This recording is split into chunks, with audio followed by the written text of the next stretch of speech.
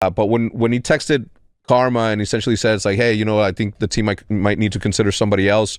We sort of had to take that into account in our decision making, because if somebody's not comfortable out there for whatever the reason, then we have to obviously seek solutions for something. Do you think that he finds a spot in the league this year, or is he like? I mean, I don't want to dive too much into like. Yeah, I don't think we should. Just his decision to. I think he wants to play. Does he want to play? I think he wants to play. I think he wants to play with a different team, though, for sure. And that's not like no disrespect towards us. It's just more like I think he just didn't like he wasn't comfortable on this team. As simple as that. But clear up the reasonings. The reasonings are they negative? It's just like how we play as a team, I guess.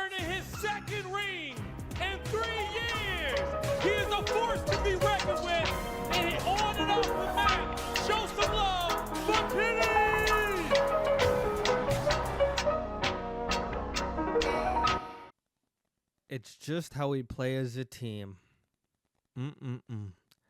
Just as I suspected. Everyone, welcome back to another episode of Borito Talk with your host, Borito, the #1 CDL ESPN analyst in all of Call of Duty on the internet. You can find the Borito Talk podcast, Apple Podcasts, Spotify, and YouTube, which most of you are watching right now. And today's topic is the best landing spots for Quavo Kenneth Williams, a.k.a. Kenny. Everyone's favorite scapegoat this season. I mean, you basically heard it in that clip right there. It was basically everything I thought. Obviously, he was getting gunned a lot, but there had to have been more to it. And I just knew when he went on that stream with Hook and he started talking about how people were playing and everything, I knew it wasn't just Hook, but I knew he wasn't going to say the other players because, Hook was the easy scapegoat in that situation and he could be gone. But I'm sure he tried to work it out. I just think it reached a point of no return where he thought to himself, in this game specifically, there's nothing I could do anymore. I got to throw my hands up. He goes to Hex. You guys should probably find someone else, or he goes to Karma, whatever, wants off the team. It tells me everything I always thought, to be honest. Like, I've made a lot of videos about Shotzi and AG and the way they play and how it does not benefit the rest of the team at all in this game, and how you could see how other teams are playing, like Vancouver, like FaZe, and how good they are with the way that they play and why they can't change their play style 6 months into the game is confusing to me. They're trying to find other ways to remedy a situation. And the thing is, with the way they play now, they will be able to get wins. Don't get me wrong. They will be able to get wins.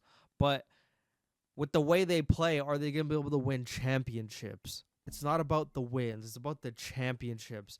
Take that play style on LAN against the teams playing the way you're supposed to play the game. Is it going to work that way? But with that being said, this is a podcast about Kenny. Once again, I mean, he's creating all the topics for me to talk about. But this is me ranking the top spots for Kenny to land.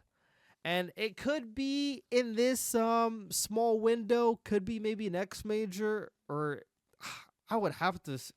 I'm not sure if it would be too late at the end of Major 3 to bring him into a team. I'm not sure if that would be too late. I'm thinking it should be now, but he talked about a mental health break. Not sure how long he needs on that. But either way, we're going to rank my potential. So this is me, okay? Me. So my opinion.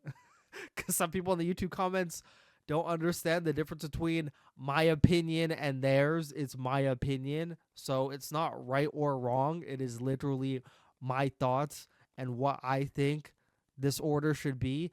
But let me know your order in the comments on Spotify or on YouTube.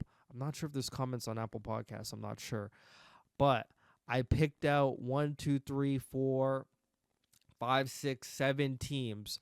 2 of them, I think it's highly unlikely, but I included them anyway. The first team, I think most of you guys can probably guess, but I included them all in. So this is going to be a ranking of 7 potential teams. 2 of them are kind of out of the race, I would assume, but I had to include them in. Just being, but realistically, they're probably not going to be in.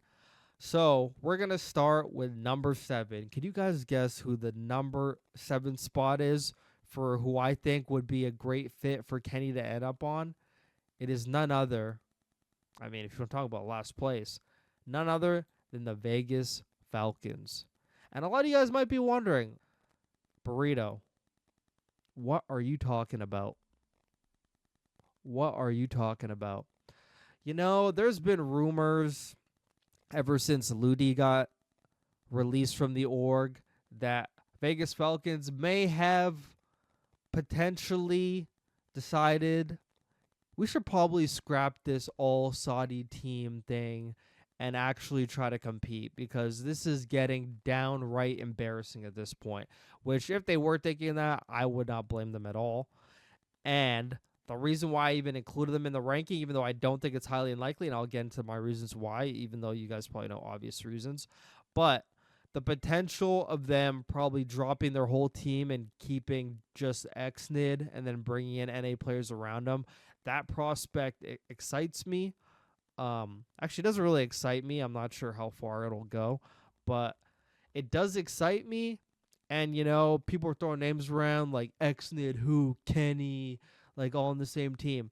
The reason why I rank this at the bottom and why I think it's not going to work is I know how Kenny thinks about Call of Duty and how he thinks about certain players.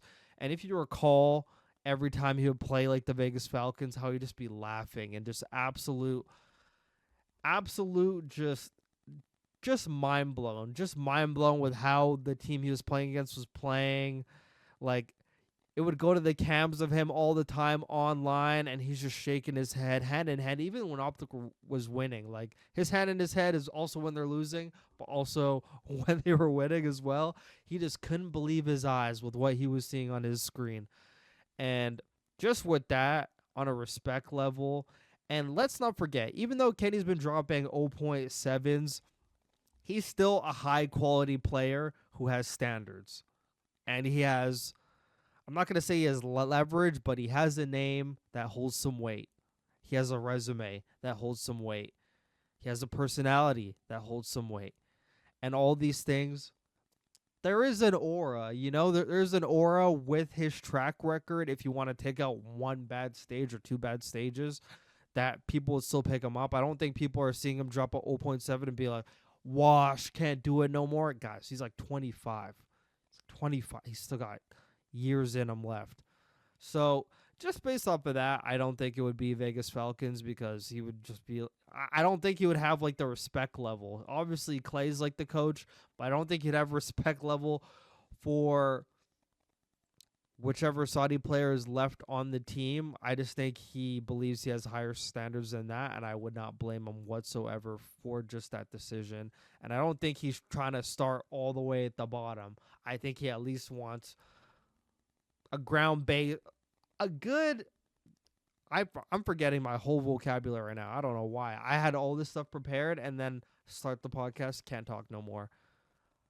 But he needs like a solid start. He needs a solid start. He needs a solid foundation. There you go. Oh, there's the word. There's the word. Foundation. He needs a solid foundation that could actually compete. And although Exit's very good,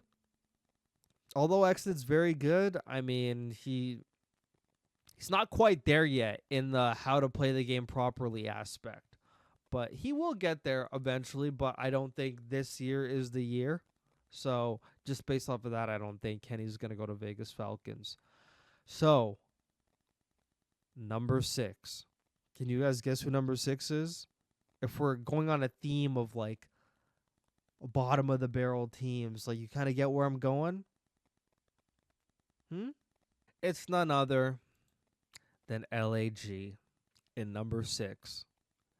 And I mean, I could just cut to the chase on this one. I don't think he wants to play with a player like Linz. I will say that right now. He has a history with Priesta, which is good. But if you think about it, Lunars isn't going to get dropped. He just got picked up. It is possible for him to get dropped, but he just got picked up. I think he would like the team with Kismet and Priesta, but I think like the Lins being undroppable, no matter how bad he's playing thing, and just LAG being a bottom of the barrel team, I don't think Kenny would subject himself to that. I don't think like that one is pretty like for conclusion. They're a terrible team. They got one good player, like one good overall player. If we're not just talking about mechanical skill, because if you want to talk about mechanical skill, obviously Lins is up there. But in terms of players that Kenny would like to play with, probably Priesta, probably Kismet, but Priesta's not that great, like at all, and has not been for years now. And I'm not sure if Kenny would be blinded by friendship or if he'd be able to see that. And if he slotted in for, let's say, Lunars. Let's say it was Lunars, Lins, or I mean, let's say it was Kenny, Lins, Priesta, Kismet. Kind of sounds good. Kind of still sounds bad. Not really much slang power there. I know if he watched one VOD of some of the things that Lins was doing, he would be super checked. And knowing that he's undroppable, probably something that Kenny would look at and think, I probably have a chance to get on a better team. Not gonna lie. So that one is pretty quick. That was pretty quick. This is going to be a pretty fast episode of Burrito Talk, you know? It's not going to be an hour all the time. That's nice. So can you guys guess who number 5 is? Some of you guys might be surprised I didn't have a bit higher. I'll give it a moment. But it's none other than Cloud9 New York for number 5. A lot of you guys might be wondering why I have them so low. Because if you think about it, I know what everyone's thinking. Slots right in for Attach. Accuracy, who he used to play with back in World War II. They found a lot of success, a lot of championships. Has a friend and a coach. Takes over Attach's spot. He gets a team with Cramp, Mac, and Sib. Like, oh my God. Like, that sounds great. They're already like a top 5, 6. Could be edging to top 4, top 3 if they hit that next level. They got great SMGs. They got a great AR Slayer in Dante. But I'm going to give you my reason why.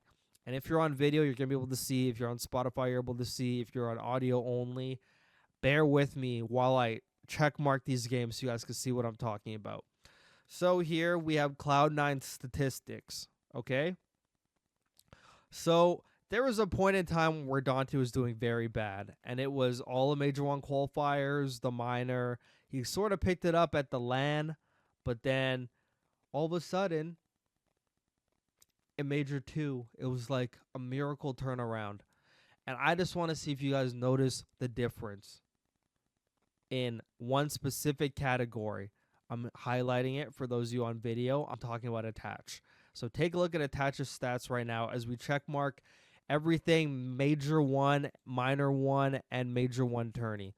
So we're going to check mark everything up to, I already know like the date, so we're going to check mark everything going up to the Rocker game because that was the last game that they lost.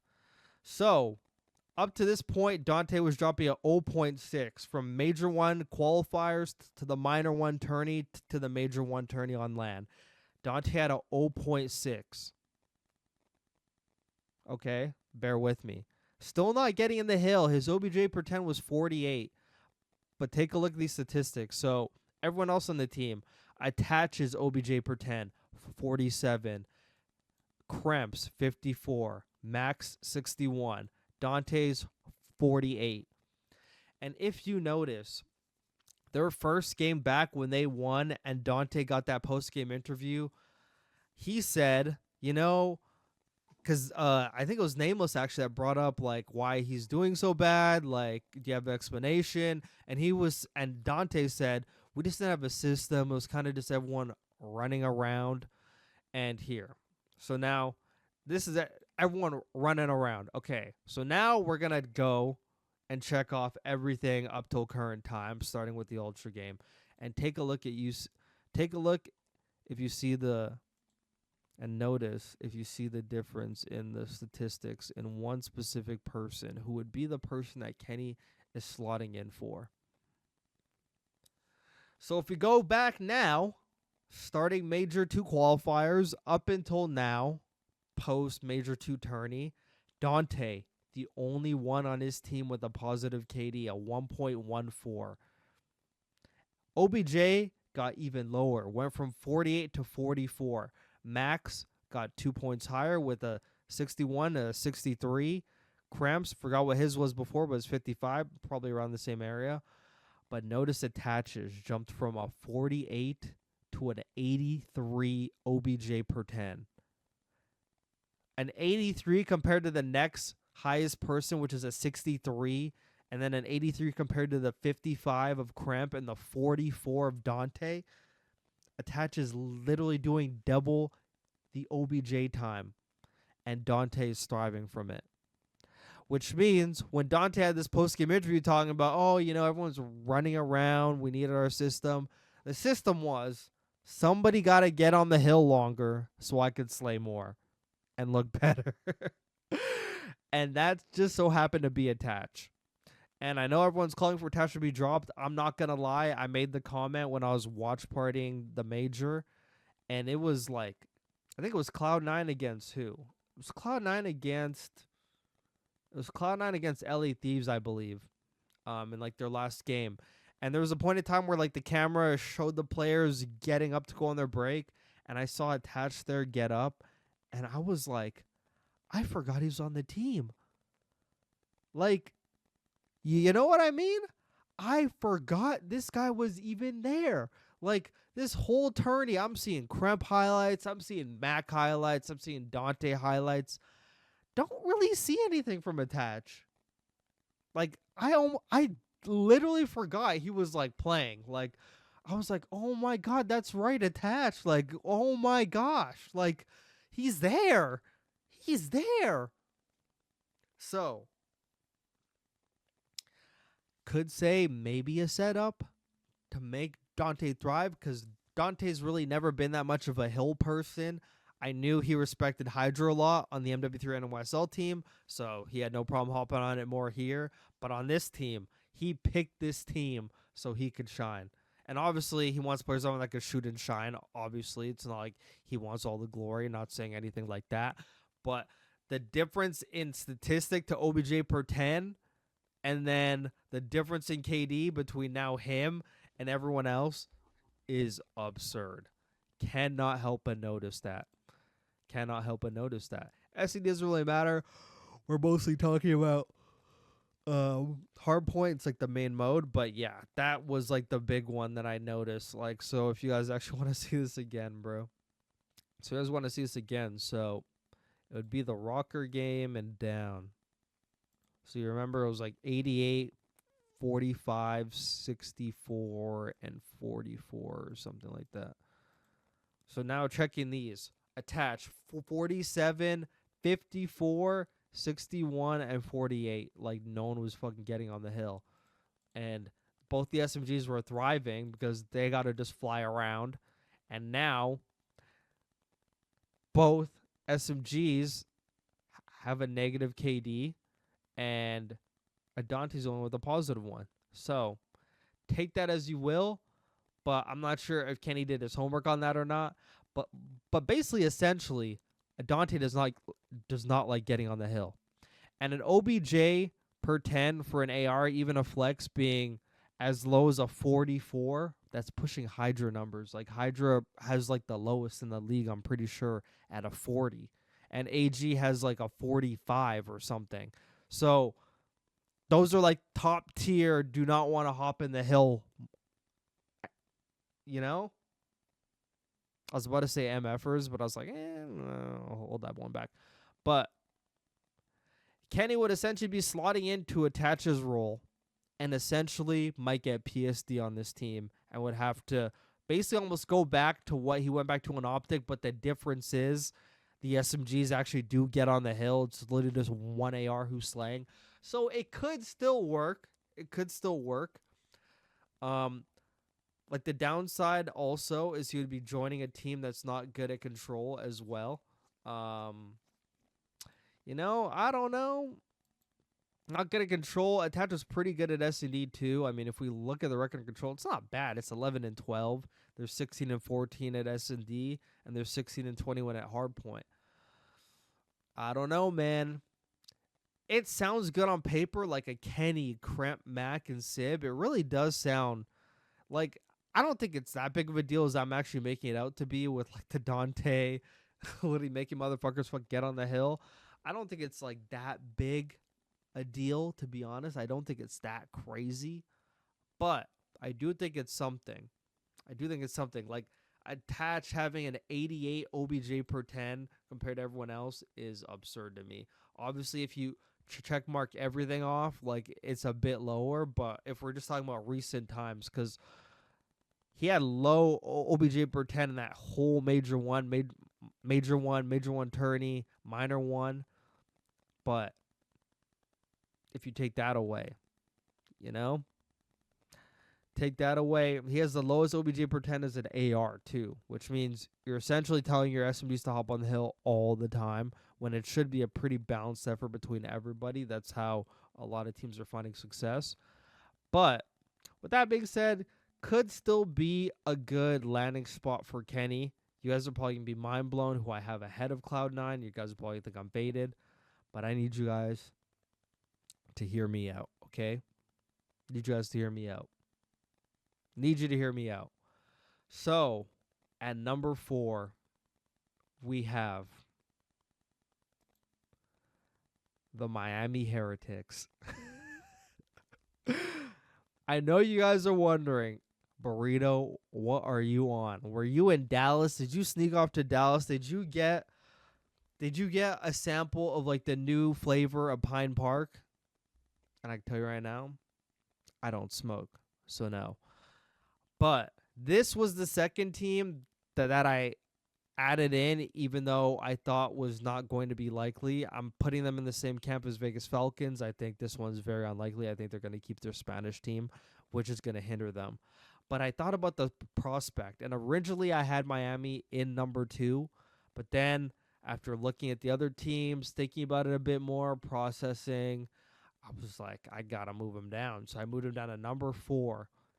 And Real Rancor, I mean, I'm just going to be reiterating what everyone else is saying. They have a bright future, and I'm not sure if it's just the game. And that's where it goes a little bit off course for me. Like, yeah, there's a lot of people that are good at this game because I think the skill gap's extremely low in this game. But if you're good in this game, like you're good in this game, this is the game we're playing right now, so it doesn't really matter. If this was MW3, would Real and Rancor be frying like this? Who knows? Probably don't think so. But with the game we're playing right now, they are very good at this game. 2 top prospects, an SMG and an AR. A Metals is one who was very up and down, whatever. But the person that would be getting dropped obviously is Lucky. So a Kenny, Metals, Real, Rancor. Because what Real and Rancor need is an AR that could shoot his gun a lot more. And they need an SMG who can also shoot his gun a lot more. But if you replace Lucky, it's an immediate upgrade. But replacing for Super, I think you're just going lateral, if not declining. So, I mean, if they do that, they're kind of faded. But with that being said, the reason why I moved them down lower is because I remember Kenny on like the OpTic Game Chat podcast talking about Miami and their play style, that Spanish play style, and how, I mean, he didn't quite say it verbatim, but I could tell he's not really a fan of that play style, and him having to go onto this team, I think would be highly unlikely because I think they would have contrasts of how to play the game. But with that being said, I mean, it would be a very interesting team to see Kenny on. Like Kenny with Real and Rancor, if Kenny finally gets to be himself and has people that actually play the hill, I mean, it's not even just about playing the hill, but Kenny just needs, and I'm going to get into as we go further, which is why I'm not going to really elaborate on it. You'll really know what I mean once I get to number 1. But if we look at the hard point, OBJ per 10, So Real is pretty low. He's actually, dude, he's up there with Hydra for OBJ per 10, 43. But everyone else, pretty much, two guys are higher than the other two. But I mean, that's to be expected when they're like the quote unquote superstars of the team. So Kenny would be going in for Lucky, and Lucky right now is averaging a 0.86 KD and a 60 OBJ per 10. So it is a position he could take over and instantly upgrade, but I don't think he would want to play with these players, which is why I put Miami low. I started to think about it, and I was like, I don't think Kenny wants to play with any Heretics members. I don't think that's his style. I don't think that's his team. I mean, even with like I think the coach used to play. Did the coach used to play? I don't think Methods is sick used to play. I think he did. I'm pretty sure he used to be. I think he was on Heretics back in the day. I remember that name on Heretics in World War II with Lucky, which is crazy. Fuck, Lucky's been playing a long time. But yeah, with that being said, I don't think he would go on this team just with play style. I don't think he would be on the team anyway because they want a whole Spanish team. I think the play style and just the personnel, like I said, I think Kenny views himself a little bit higher than this. But this Miami team, bro, they have a lot of promise. Like it would be a very interesting route to take for Kenny. And I mean, if I were him, and let's say he got this offer, it's something I would actually like consider. Like maybe there's a condition. Okay, you also got to replace fucking Metals with like another NA player or something. If they did that, then this would actually be a pretty crazy team. If you replace Metals, you need someone a bit more selfless too. So it can't really be a capsule. Like even like a Yuli, like a Kenny Yuli Real Rencor, but they would have to like learn the system, or they have to create their system. Might take a lot of time. I mean, I'm just spitballing, but highly unlikely. I think what Kenny wants to do is slot into something that's already like pretty much solidified in terms of how they want to play. Then he comes in and gives his 6 cents. I mean, they may change some things around, but I don't think he wants to like be a part of like a 2-man change into a team and then all this fucking mix in and everything. Because it's one thing when you replace one person, you got 3 people who know like the game style, but then you take away half the team and it's like completely different story. And Real and Rancor, their OBG per 10 is a lot lower, so the 2 players that come in are probably gonna have to deal with the majority of that. Does Kenny really? I mean, he doesn't mind. He's just trying to play for the win, but I'm pretty sure he doesn't want to be like the scapegoat again and have a player like Real who just like never fucks with the hill ever. Because, I mean, I guess I could sort of go over it now, even though I was going to go over it later. Kenny is his whole career. So if we go over all these teams that he's on, he's never been on a team until this OpTic Texas team with a ego that he could not control and like a play style that he could not like control and morph. Like if you think about his team caliber team, accuracy would do whatever it takes. Chino and Abel, Pharaoh, you know, he had players like Pharaoh was a superstar SMG, but he was not a player where like, oh fuck, this guy just wants to sprint around. He has one condition on how he plays and that's it. I can't do anything about it. Pretty controllable team. The 100 Thieves team, it was 5v5 Black Ops 4, so it was Priesta, Enable, Octane, him. Priesta, Enable, Octane, him. Who the heck was the last guy? I forgot. Dude, I'm lost. Pretty sure it was Pharaoh. Pretty sure it was Pharaoh at one point. They replaced him, I think. But it was Pharaoh. But there again, they have a team with winners. Enable would do whatever it takes. Octane would do whatever it takes. Granted, he's like the AR. He plays however he wants to play. But he plays the right way. That's the whole thing. Priesta, a utility player, you know? So he's always had teams. The OpTic Gaming LA with Dashy, Slasher, a JCap, and TJ. All players that are, you know, exact same thing. And then LA Thieves draws Envoy, Octane, probably his fucking favorite team, to be honest. Like, if you had asked him, that probably is his fucking favorite team. I would just have to take a guess that it would be either that or like the Black Ops 4 100 Thieves. But I'm pretty sure it'd be like the LA Thieves if I was correct.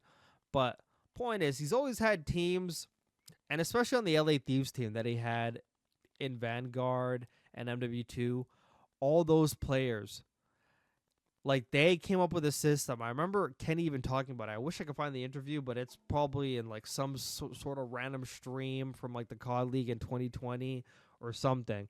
But he talked about how they implemented a game style in Vanguard, which was basically like, it doesn't matter if all of them are going like 25 and 28, 29 and 30, like, you know, like the whole team's negative. Doesn't matter if the whole team's playing bad. They created a system where even if everyone was doing bad, they would still get consistent results, consistent wins. They would still be winning by 100, even when they didn't have a guy super frying all the time, you know?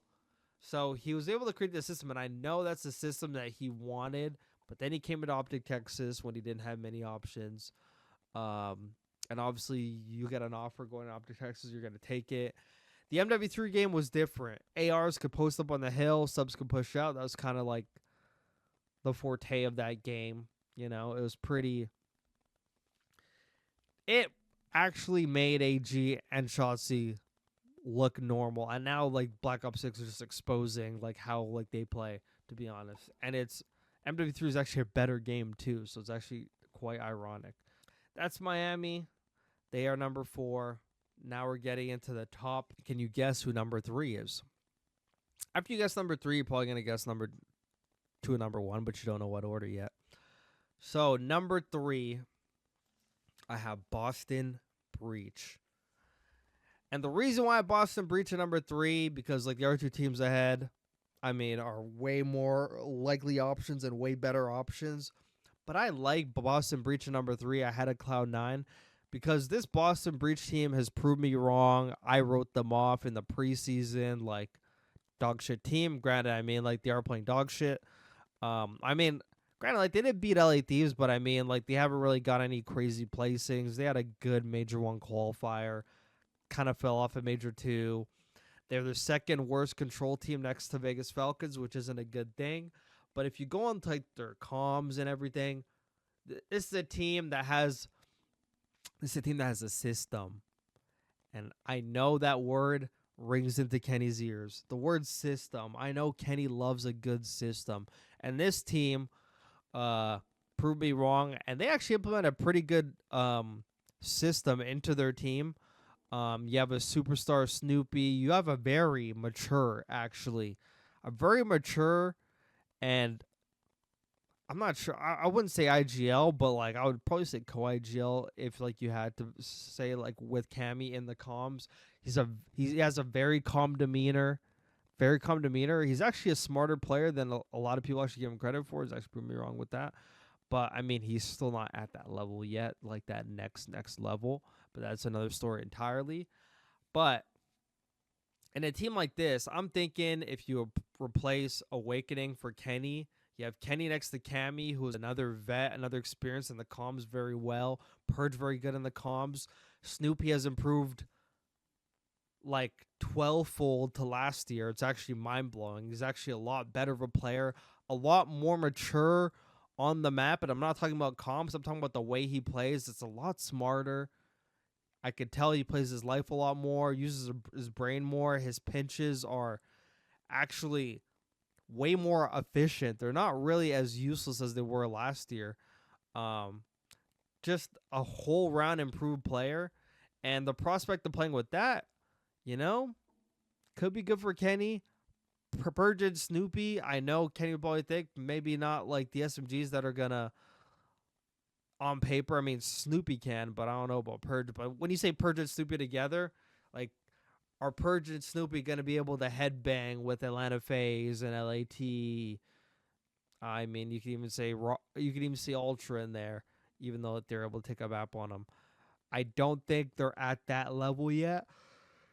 I'm sorry. I just like randomly yawn. I'm for keeping these yawns in the audio. I'm sorry. I'm doing it.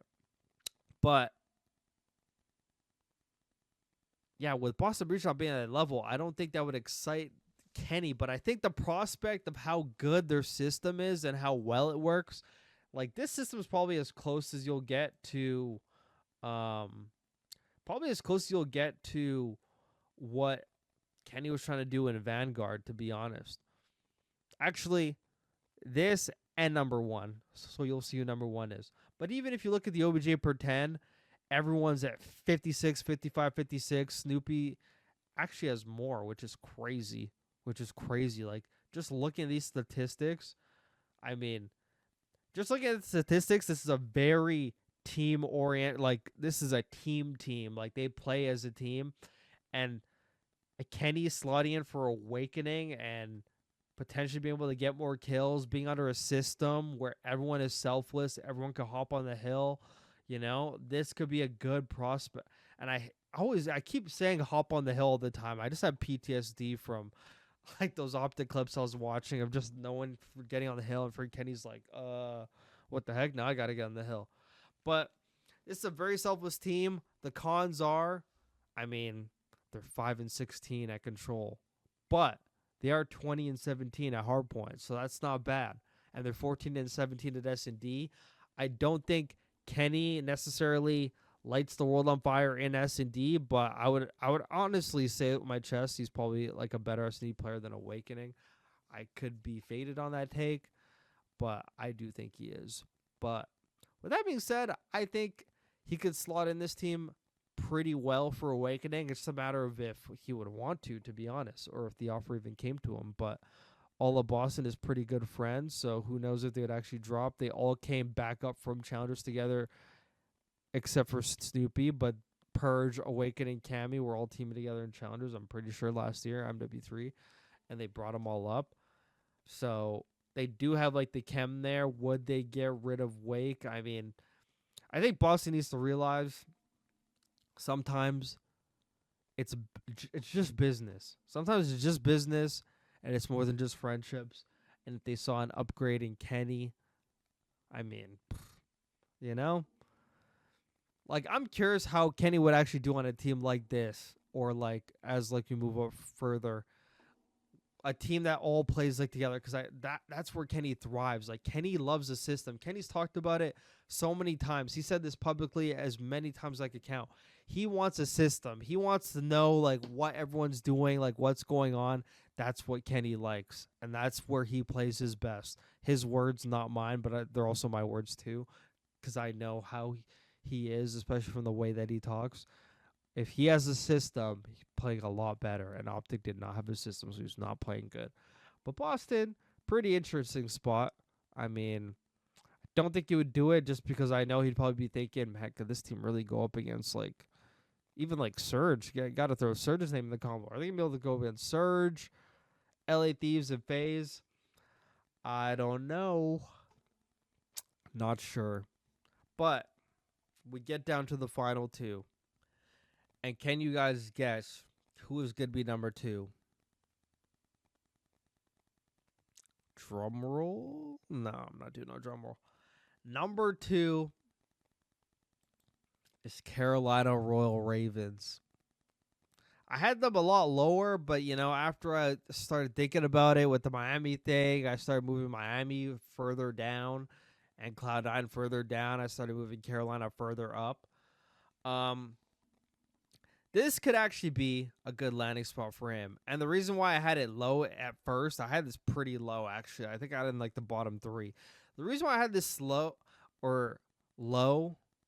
in the first place is because I just view Reese Vivid as like a very fast player, regardless if it's an AR or not. But the way Carolina has been making him play, he's usually like the player in S&D, holding the flanks, holding the pinches now. He does get a lot more aggressive in hard point, but it's nothing that lights the world on fire from how he used to be playing. And dude, if freaking Vivid had a sub in this game, bro, we'd probably be seeing a way different player, probably be seeing a superstar. This would probably be a breakup. Like, this game with Reese Vivid as a sub would be like, this is the game that he needed, but he's running an AR. So it's like completely ass backwards for him. Like, he's got to be seeing like the Jackal and the way some people are. I just thinking like, this should be me right now. Like, this should be me, but I'm AR right now. So Reese playing a very uncomfortable role, and the reason why I think the reason why I even have this as number 2 is Kenny and Slasher would go way back. They used to team together, obviously. on 100 Thieves. They have a similar way of how they want to play the game, which is what Kenny wants. Slasher, his team's always going to have a system, exactly what Kenny wants. When they perform, they're actually a top 4, top 3 team, which is what Kenny would want. They have gone toe-to-toe with basically every top team outside of LAT, unfortunately. But they have gone pretty much toe-to-toe with every other team up there up top, but I mean, they're very inconsistent at the moment.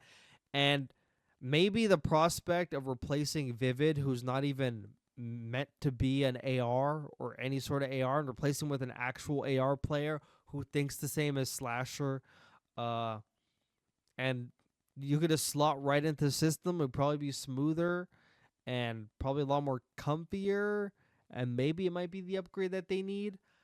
Some of the cons I was thinking is, I think Vivid, even though they have him playing a way different game in S&D than the way he used to play, like he used to play like AG, Shotzi, Hydra in S&D. He would be like the Pokeball guy, going for the first blood, just running it down.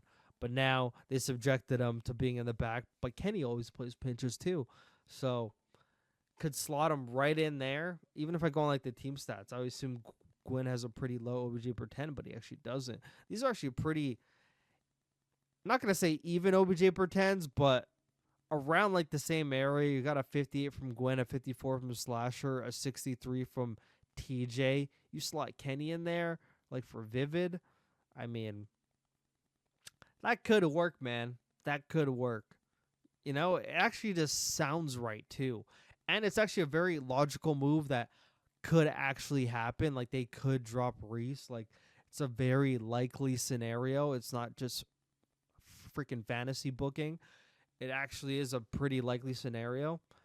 And I know much Slasher Lex can, and he's available. He's a free agent on the market. Could grab him, could try him out. You know, so it's a very, you know, it actually worked. But like the one con that I was going to get into, I don't think it's that crazy, but I think the one con could be Gwyn and the way he plays at hard points. Kind of Shotzi X or Hydra S. I would even say Hydra over Shotzi, to be honest. Of just, not going to say running around, because like Gwyn actually does, like when Gwyn's not near the hill, he's actually being very useful. He's keeping pressure off the hill, knowing where they spawn. Like he usually demonstrates it very good on Vault, but the past times they played it, didn't really have a chance to. His team didn't really have a setup for it, but Gwyn does have the ability. Like Gwyn usually is like a roamer all the time, but Gwyn does have 2 modes. I've said this. Gwyn has 2 modes. He could either be the roaming slayer who goes around and barely ever touches the hill, drops fucking 45, or he could be the do-it-all Gwyn, when he just realizes his team ain't cutting it, and he's doing OBJ, he's doing slang, he's doing it all. So he does have a good, he does have good looks. Not like that, but he does have good looks. So I think it could be good. And also, like, I talked about this even at the beginning with just this team forming and why I liked it. Slasher, TJ, Gwyn, Vivid are all players that I feel could all take criticism from each other and not take it personally, especially Slasher and TJ. And Kenny, I think, is exactly the same as well. So you'd be slotting him right in. And I think that could probably be number 1. But like I said, this is my rankings, by the way. So I'm ranking this shit. And there's just something about number 1 that just excites me. It may not be the best, but it excited me enough to put him at number 1 as I take a drink of my water real quick. So that's Carolina Royal Ravens. Maybe won't go too in depth with that. I think number 1 in Burrito's rankings for where Kenny should land. Could call me faded. Let me know your ranking of these 7 teams. I want to know your guys' rankings. Or you could just do 5, because Vegas and LG are obviously going to be down low. I think number 1 is the Minnesota Rocker. God, that past 5 matches, LLL does not help my case at all. I need you guys to hear me out. I need you guys to hear me out right now. They're not on a good streak right now. I think they've lost their last, I think it was more than 5. They lost 1, 2, 3, 4, 5, 6. They've lost 6 games in a row. 6 games in a row. And, man, like this one's hard for me. I'm not going to lie. Because I said this before, man. I think Paul X might be like my favorite player in the league. Like, just like, maybe not my favorite player in the league, but, dude, what a good kid. A great story. I really want the best for him. I really do. Like, I really want the best for him. I want him to be a staple in the league. I want him to win championships. Like, Paul X is like a very good guy, very funny guy. Could be very misunderstood, which is why he was in challenges before for like probably way longer than he fucking should have been. But with that being said, he's not playing good right now, and he hasn't been playing good for 2 stages, which is the exact same thing as Kenny. So drop Paul X and pick up Kenny is what I'm thinking. And this is coming from a person, by the way, who does not want to drop. Like, I don't want to see Paul go, man.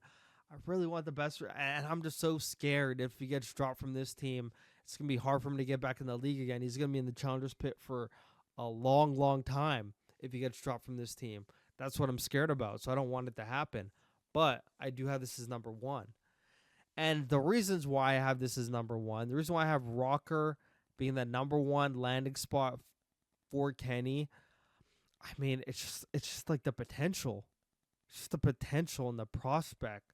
Not only do you have Looney as a coach, which I'm sure Looney and Kenny respect each other as players and as minds of Call of Duty, the prospect. Because what this team has been missing, a lot of people have been saying it. I hate to have to reiterate it again.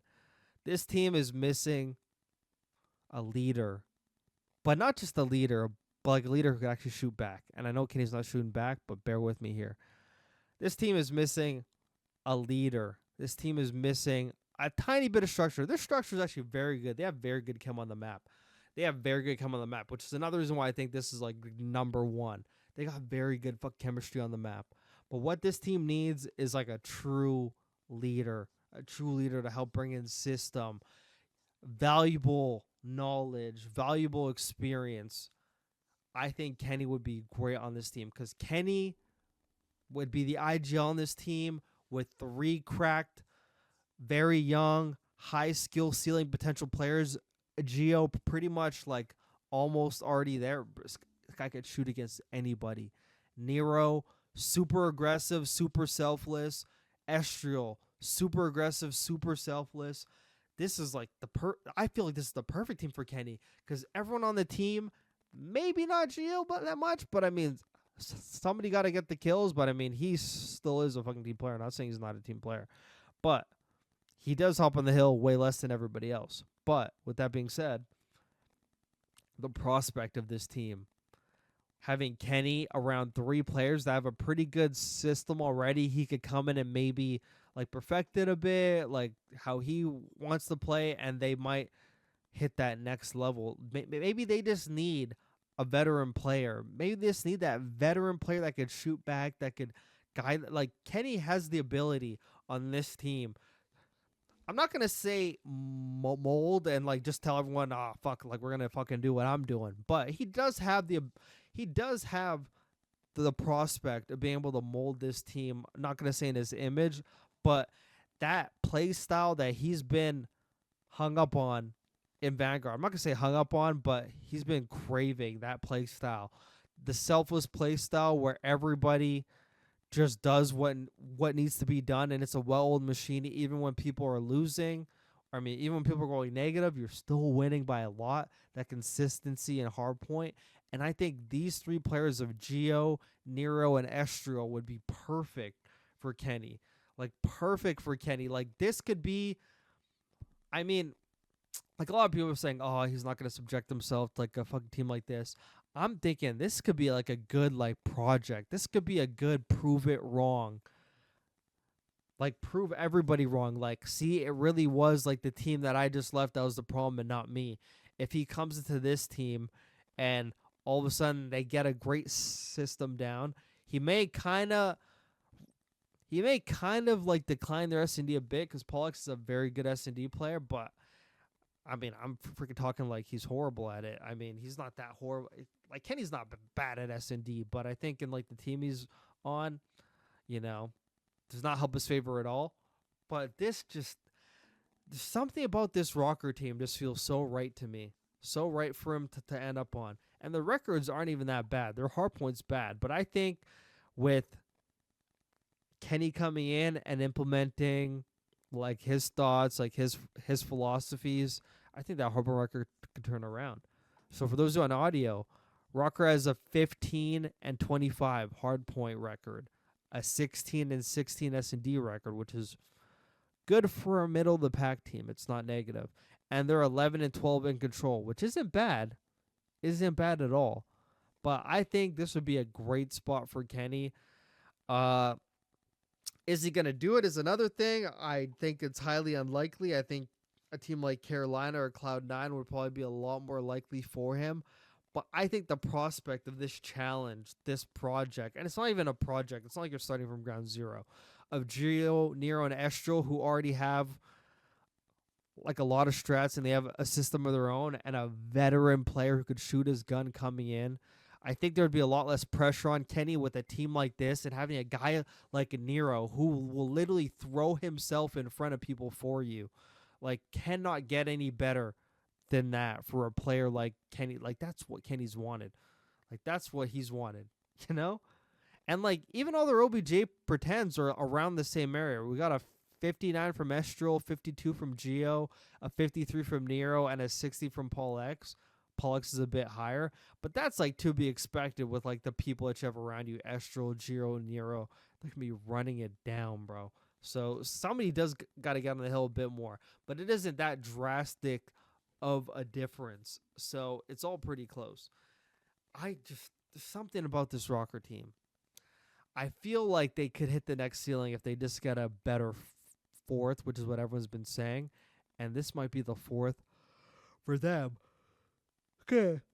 Bear with me last time I yawn as we wrap up this episode of Burrito Talk.